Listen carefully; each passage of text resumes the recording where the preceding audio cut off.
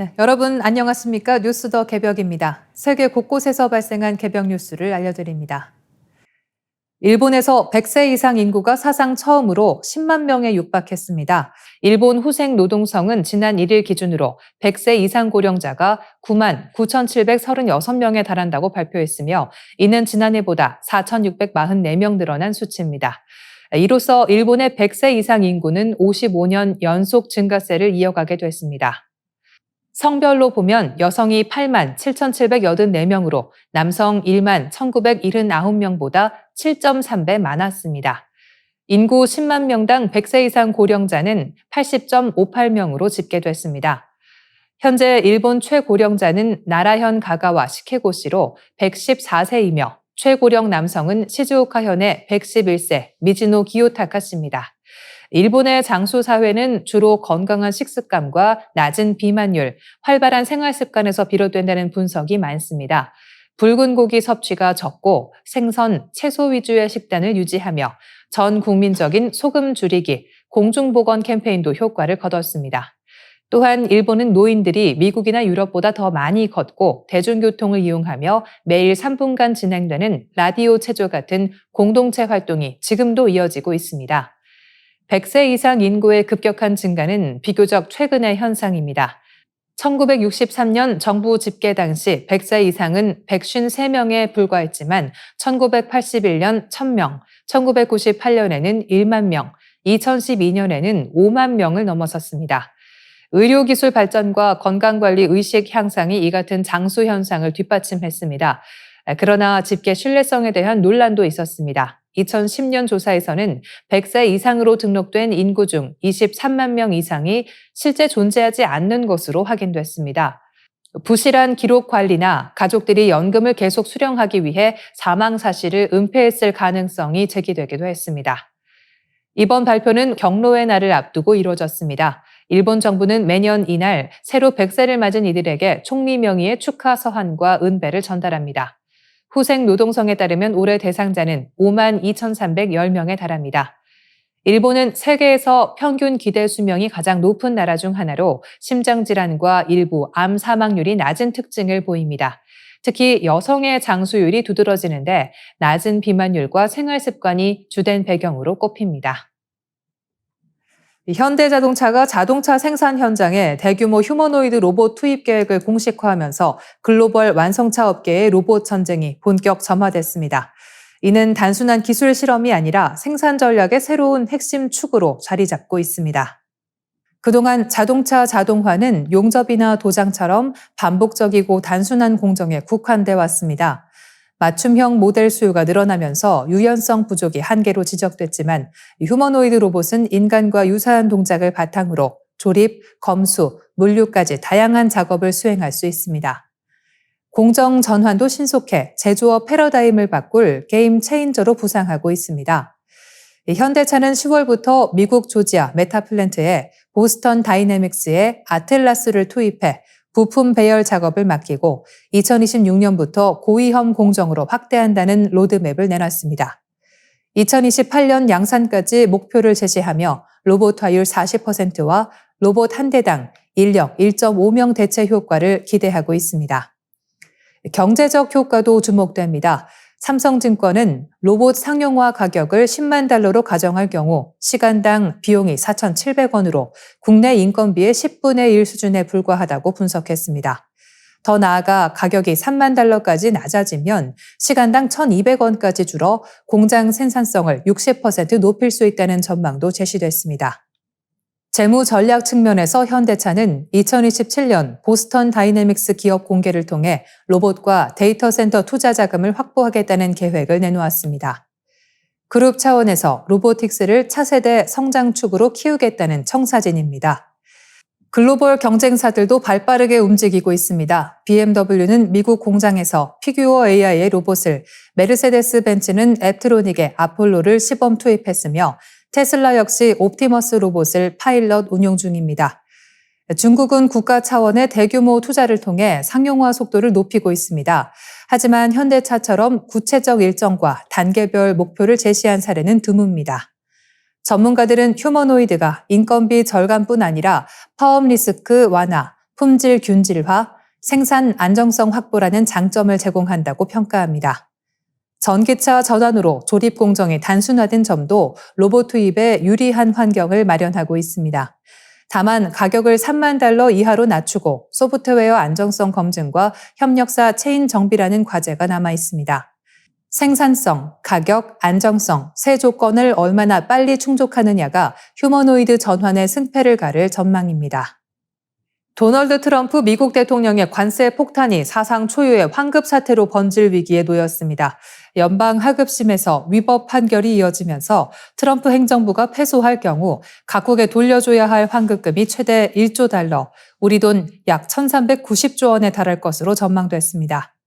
이는 미국 경제는 물론 글로벌 무역 질서를 뒤흔들 사상 초유의 초대형 사건으로 평가됩니다. CNBC에 따르면 스콧 베선트 재무장관은 대법원에 제출한 문서에서 관세 환급 규모를 $7,500억 달러에서 $1조 추정했습니다. 이는 지난 4월부터 8월까지 실제 거둔 관세 $720억 달러와 내년 6월까지 추가 징수분까지 포함된 수치입니다. 베선트 장관은 이들 관세를 철회하면 심각한 혼란이 발생할 것이라며 신속한 판결을 촉구했습니다. 쟁점은 트럼프 대통령이 국제비상경제권한법을 근거로 고율 관세를 부과할 권한이 있는지 여부입니다. IEEPA는 본래 적국 제재나 자산 동결용으로 만들어졌고 관세 부과에 적용된 것은 이번이 처음입니다. 하급심은 수입 규제 권한은 인정되지만 행정명령으로 관세를 매길 권한은 없다며 대통령 권한 남용이라고 판결했습니다. 이에 트럼프 행정부는 대법원에 상고하며 판결을 연내에 내려달라고 요구했습니다. 첫 구두 변론은 11월 초에 열릴 예정으로 연말 판결 가능성이 높아졌습니다. 존 사우어 법무차관은 대법원 청원서에서 관세가 없으면 우리는 빈국이라며 환급 판결 시 미국 경제가 파멸적 결과에 직면할 것이라고 주장했습니다. 문제는 경제적 혼란입니다. 대법원이 관세를 위법으로 최종 판결할 경우 수입업체가 직접 환급을 청구해야 해 행정 부담과 지연이 불가피합니다. 통관사들의 업무량 급증은 물론 환급 권리를 제3자 펀드에 매각하라는 제안까지 등장하면서 투기적 움직임도 가시화되고 있습니다. 뉴욕타임즈는 대법원이 관세를 무효화할 것에 베팅하는 세력이 늘고 있다고 전했습니다. 트럼프 행정부는 관세는 미국의 부를 지키는 방패라며 지지층 결집에 나서고 있습니다. 반면 야당과 법조계는 대통령의 권한 남용이자 무역 질서 파괴라고 반발합니다. 결국 연말 대법원 판결이 미국 경제뿐 아니라 글로벌 교역 판도까지 뒤흔들 중대 분수령이 될 전망입니다. 프랑스 로봇 공학자 브루노 메조니의 어나더 브레인 CEO가 저서 오가닉 AI 어떻게 자연 원리가 인공지능을 변화시킬 수 있는가 한국어판 출간을 기념해 방한했습니다. 서울 종로구에서 열린 기자간담회에서 그는 현재의 AI는 막대한 데이터와 전력에 의존하는 통계 기계일 뿐 진정한 지능이 아니다라며 인간의 뇌처럼 적은 에너지로 스스로 학습하고 이해하는 차세대 모델 오가닉 AI를 소개했습니다. 메조니의 CEO는 세계적 휴머노이드 로봇 나우와 페퍼를 만든 인물로 페퍼의 아버지라 불립니다. 그는 로봇이 주변을 이해하지 못했던 한계를 극복하기 위해 인간 두뇌에서 영감을 얻은 새로운 AI 모델을 구상했다고 밝혔습니다. 특히 오가닉 AI는 데네피즐의 기본 단위 마이크로 컬럼을 모방한 구조로 단 하나의 알고리즘으로 시각, 청각 등 다양한 정보를 처리할 수 있습니다. 이는 모든 상황에 적응 가능한 스위스 군용칼 같은 지능을 구현한다는 설명입니다. 이 기술의 핵심은 효율성입니다.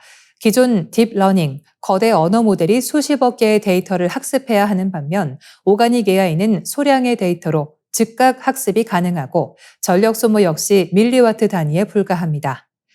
클라우드 연결 없이 독립적으로 작동하는 반도체 칩 형태로 개발되고 있어 자율주행차, 드론, 위성, 스마트 센서 등 다양한 산업 분야에 적용될 전망입니다. 어나더 브레인은 연말까지 최종 데모를 공개할 예정입니다. 현재 절반 이상 개발이 완료됐으며 실시간 학습과 시각, 청각 동시 처리 능력이 이미 입증됐다고 밝혔습니다. 그는 투자자들이 너무 아름다워서 사실 같지 않다고 했을 정도라며 자신감을 보였습니다. 프랑스 국방부도 위성 방어 시스템 적용 가능성에 큰 관심을 나타내고 있습니다. 메조니에 CEO는 최종 목표를 범용 인공지능으로 제시했습니다. 소형 칩은 생활 가전에, 대형 칩은 자율주행차에 탑재하는 등 확장 가능한 구조로 발전시켜 인간 뇌처럼 예측하고 스스로 행동하는 로봇을 구현하겠다는 구상입니다. 그는 한국과 프랑스를 미국, 중국 주도의 AI 경쟁에서 같은 처지에 놓인 나라로 지목하며 차세대 기술로 곧장 점프해야 승산이 있다고 강조했습니다. 오가닉 AI는 결국 데이터와 에너지에 의존하는 기존 AI의 한계를 넘어 뇌의 원리를 모방한 고효율, 자율형 지능을 지향하며 글로벌 AI 판도의 새로운 변수로 주목받고 있습니다. 미국 항공우주국 나사가 화성에서 생명체 흔적일 가능성이 있는 단서를 발견했다고 공식 발표했습니다. 이번 발견은 화성 탐사 로버 퍼시비어런스가 채취한 암석 샘플 사파이어 캐니언을 정밀 분석한 결과 드러난 것으로 나사는 지금까지 화성에서 확인된 것 가운데 가장 확실한 생명체 흔적일 수 있다고 평가했습니다. 이번 연구는 국제학술지 네이처에 게재돼 학계와 대중의 큰 관심을 끌고 있습니다. 사파이어 캐니언은 약 30억 년 전 물의 흐름으로 형성된 네레트바 발리스 계곡 내 시아바 폭포 지점에서 수집된 암석으로 연구진은 이곳이 과거 생명체 흔적을 찾기에 최적의 장소라 판단해 특별히 주목해 왔습니다. 분석 결과 암석 표면에서 표범 무늬와 같은 반점과 그 사이에 흩어진 작은 검은 점들이 발견됐습니다. 과학자들은 이 무늬가 미생물이 유기탄소, 황과 인을 에너지원으로 사용했을 때 남길 수 있는 흔적일 가능성이 있다고 설명했습니다. 퍼시비어런스에 장착된 레이저 분석 장비 셜록은 탄소 기반 물질 존재를 시사하는 G밴드 신호를 포착했습니다. 연구진은 이를 유기물 존재의 결정적 지표로 해석했습니다. 또한 X선 화학지도 장비 PIXL로 암석 성분을 분석한 결과 철 성분이 풍부한 광물 비비아니트와 그레가이트가 확인됐습니다. 이는 지구 환경에서 미생물 활동의 부산물로 자주 발견되는 물질이어서 연구진의 기대를 높였습니다. 다만 비생물적 화학 반응으로도 형성될 수 있기 때문에 추가 검증이 필요하다는 입장입니다. 나사 과학자들은 이번 결과는 1차 분석에 불과하며 샘플을 지구로 가져와야 생명체 기원 여부를 확실히 판단할 수 있다고 강조했습니다. 그러나 화성 샘플 회수 프로젝트는 예산 문제로 진척이 늦어지고 있습니다. 트럼프 대통령이 제출한 2026 회계연도 예산안에는 MSR 예산이 빠져 있으며 미국 하원 세출위원회가 3억 달러를 새로 배정했지만 법안은 아직 의회를 통과하지 못했습니다. 과학계는 이번 발견이 화성 생명체 탐사 역사에서 새로운 전환점이 될 수 있다고 평가하고 있습니다. 하지만 동시에 인류가 실제 화성 암석을 지구로 가져와 정밀 분석할 수 있을지, 그리고 정치적, 재정적 난관을 어떻게 돌파할지가 향후 연구의 성패를 가를 관건이 될 전망입니다.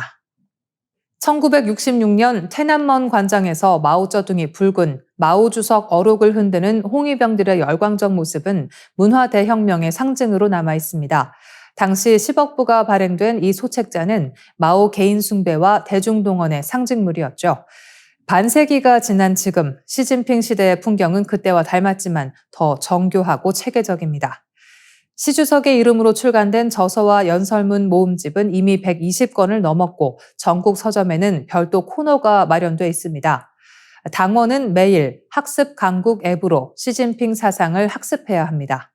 1989년 테난먼 시위 직후 집필된 저서 빈곤타파에는 시 주석의 사상의 원형이 담겨 있습니다.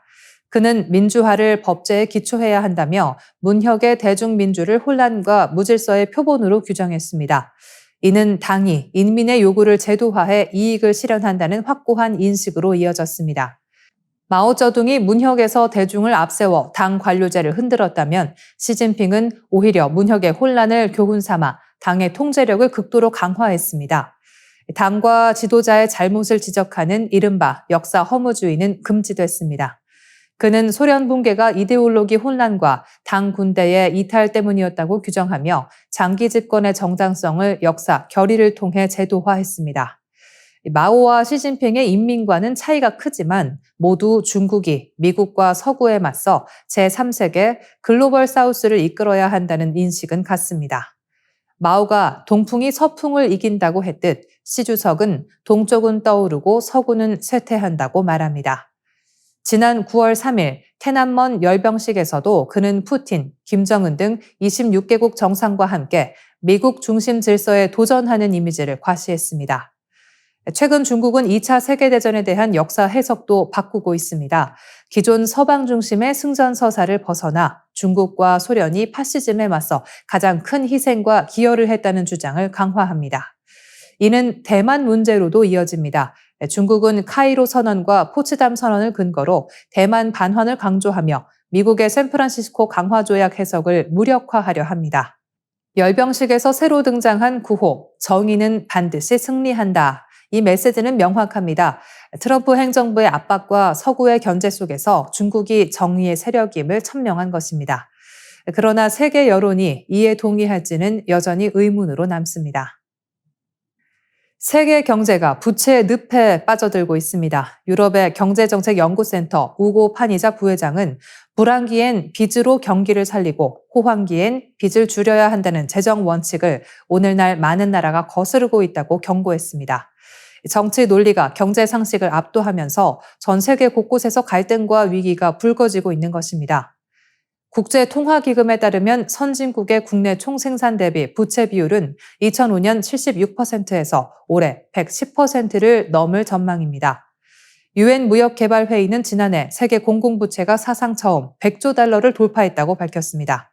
프랑스에선 긴축 재정안 반발로 정부 불신임이 결정됐고 미국은 법정 부채 한도 위기 속에서 가까스로 증액을 승인했습니다. 판이자 부회장은 부채는 전기처럼 유용하지만 남용하면 감전된다고 비유했습니다. 팬데믹 대응처럼 생산적 동기라면 긍정적이지만 고소득층 감세 같은 비생산적 목적의 부채는 재정 건전성을 해친다고 지적했습니다. 미국의 경우 트럼프 대통령이 추진한 대규모 감세 법안으로 세수 감소폭이 지출 삭감보다 커 재정 적자 확대가 불가피한 상황이라고 경고했습니다. 일본처럼 GDP 대비 부채 비율이 236%를 넘는 나라의 경우 자국 통화로 발행된 국채 비중이 높아 당장의 디폴트 위험은 낮지만 장기적으로 고령화로 상환 능력이 약화될 수 있다는 우려가 나옵니다. 그는 노동 인구가 줄어드는 시기엔 오히려 부채를 줄여야 한다고 강조했습니다. 또 유럽은 전쟁으로 국방비를 늘리고 있지만 기술과 교육 투자 예산이 줄어드는 부작용이 우려된다고 분석했습니다. 개발도상국은 고금리 차입으로 어려움이 가중되는 가운데 탄소 흡수 기여를 명분으로 한 국제적 지원이 필요하다는 대안을 제시했습니다. 세계 부채 문제는 단순한 회계상의 숫자를 넘어 경제 성장, 정치 안정, 기후 대응, 세대 간 형평성까지 뒤흔드는 거대한 변수로 떠오르고 있습니다. 지금 필요한 것은 정치적 계산이 아니라 재정 지속 가능성을 지키려는 냉정한 판단이라는 점을 전문가들은 한 목소리로 강조하고 있습니다. 30년 가까이 나무의사로 살아온 나무의사 우종영 작가가 펴낸 새 책, 나는 나뭇잎에서 숨결을 본다. 기후위기 시대에 우리가 왜 다시 나무를 바라봐야 하는지를 일깨워줍니다. 그는 30년 넘게 아픈 나무들을 돌보며 수천 그루의 생명을 되살려왔고 그 과정에서 나무에게서 배운 단단한 삶의 지혜를 글로 풀어냈습니다. 책에는 지구와 산, 계절처럼 친숙한 단어에서부터 부엔비비르, 움벨트, 비오톱 같은 생태 언어까지 68개의 표제가 담겼습니다. 우 작가는 언어가 곧 세계라는 비트겐슈타인의 말을 빌려 기후위기를 이해하고 극복하기 위해서는 생태 언어를 머릿속에 새기고 감수성을 키워야 한다고 강조합니다. 그는 일본어 코모레비에 대응해 잎새 빛이라는 새말을 제안하고 산에 겹쳐 흐르는 무늬를 뜻하는 산결이라는 표현을 만들어냈습니다. 이런 언어는 우리가 자연과 맺는 관계를 사물이 아닌 너로 바꾸는 매개라고 말합니다. 책 곳곳에는 철학과 문학, 과학이 녹아 있습니다. 고대 로마 철학자 루크레티우스의 글을 인용해 흙은 절반이 비어 있어야 뿌리가 산다고 설명하고 마르틴 부버의 나와 너를 통해 인간과 나무의 관계도 나 그것이 아니라 나 너로 발전해야 한다고 역설합니다. 같은 신갈나무라도 똑같은 나무가 아니라 다 다름을 인정할 때 비로소 나무가 너로 다가온다는 그의 말은 곧 다양성과 공존을 존중하는 생태적 삶의 태도로 이어집니다. 나무가 주는 가치는 단순히 그늘과 열매에 그치지 않습니다. 겨울이 되면 모든 것을 버리고 앙상한 몸으로 견디는 초연함, 해마다 꽃을 피우고 열매를 맺는 한결같음, 평생 뿌리 내린 자리에서 숙명을 받아들이는 의연함 속에서 우 작가는 삶의 본질을 배웁니다. 나무는 세상에서 가장 오래 살아온 생명체이자 그 무엇에게도 해를 끼치지 않으면서 지금을 지혜롭게 살아가는 존재라는 점에서 인간이 본받아야 할 스승입니다. 나는 나뭇잎에서 숨결을 본다는 언어와 감수성을 통해 우리를 다시 자연과 연결하려는 시도입니다. 독자에게 나무의 단단한 지혜와 위로를 건네며 기후위기 시대에 우리가 지켜야 할 가치가 무엇인지 되묻는 초록빛 메시지를 전하고 있습니다. 북한이 러시아로부터 자폭형 드론 기술을 이전받은 뒤 곧 자국 내 공장에서 이 드론을 직접 생산할 가능성이 높아졌습니다. 러시아가 이전한 계란 드론은 이란제 샤헤드 136을 개량한 모델로 이미 우크라이나 전쟁과 이란의 이스라엘 공격에서 활용된 바 있습니다. 전문가들은 러시아, 이란, 북한 3국이 드론 기술을 공유하며 유럽과 중동에 이어 동아시아까지 위기를 확산시키고 있다고 경고하고 있습니다. 볼로디미르 젤란스키 우크라이나 대통령의 비서실장 안드리 예르마크는 러시아가 북한 내 드론 생산 시설을 구축하고 미사일 개발까지 협력하고 있다고 지적했습니다. 우크라이나 국방정보국도 이미 지난 6월 북한의 계란 드론 생산 공장을 세우기로 합의했다고 밝힌 바 있습니다. 김정은은 군부대의 자폭형 무인기 개발과 생산을 확대할 것을 직접 지시하기도 했습니다. 북한은 평안북도 방현 비행장 일대에 드론 생산 및 시험 비행 시설을 세운 것으로 알려졌습니다. 러시아에서 제조법을 익힌 노동자들이 투입됐고 러시아 교관들은 원산과 평양 인근에서 북한 특수부대의 FPV 드론 조종법을 가르치고 있다는 보도도 나왔습니다. 이는 단순한 기술 이전을 넘어 설계와 생산, 운용 전술까지 통합된 패키지 이전으로 평가됩니다. 계란 드론은 길이 약 3m, 무게 200에서 250kg으로 최대 50kg 탄두를 싣고 시속 200km로 2,500km까지 비행할 수 있습니다. 로켓 엔진을 장착한 개량형은 시속 500km의 속도를 낼 수 있어 한반도 전역은 물론 일본과 주일 미군 기지까지 타격이 가능합니다. 드론은 속도가 느리고 소음이 커 탐지는 가능하지만 낮은 단가로 대량 생산이 가능해 벌떼 공격 방식으로 적의 방공망을 압도할 수 있습니다. 러시아는 지난 6월 한 달 동안 우크라이나에 2,700대가 넘는 샤헤드 드론을 발사했습니다. 미국 신미국 안보센터는 이란, 러시아, 북한으로 이어지는 기술 확산은 단순 거래가 아닌 전략적 확산이라며 중국까지 포함한 4국을 혼란의 축으로 규정할 수 있다고 평가했습니다. 이는 미국과 동맹국들을 동시에 압박하려는 의도가 숨어 있다는 분석입니다. 나토 관계자는 우크라이나와 중동에서 민간인을 희생시킨 드론이 한반도에 등장할 수 있다는 건 심각한 위협이라고 밝혔습니다. 워싱턴 포스트도 북한이 빠르게 드론 전력을 확충할 수 있다며 미국의 군사기술 확산 방지 정책에 실패했다고 지적했습니다. 북한이 본격적으로 자폭 드론을 자체 생산하게 된다면 이는 기존 미사일 위협과 더불어 한국, 일본 안보 지형에 중대한 변화를 불러올 수 있다는 우려가 커지고 있습니다. 네, 이상으로 뉴스 더 개벽 마치겠습니다. 시청해주셔서 고맙습니다.